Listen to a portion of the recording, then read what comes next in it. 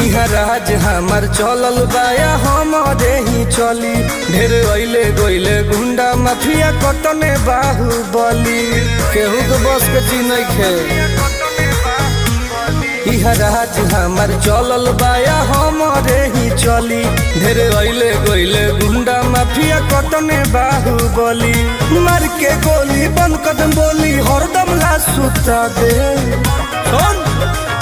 माहौल जवन बदली ओहके दुनिया से उठा दे, माहौल जवन बदली ओहके दुनिया से उठा दे।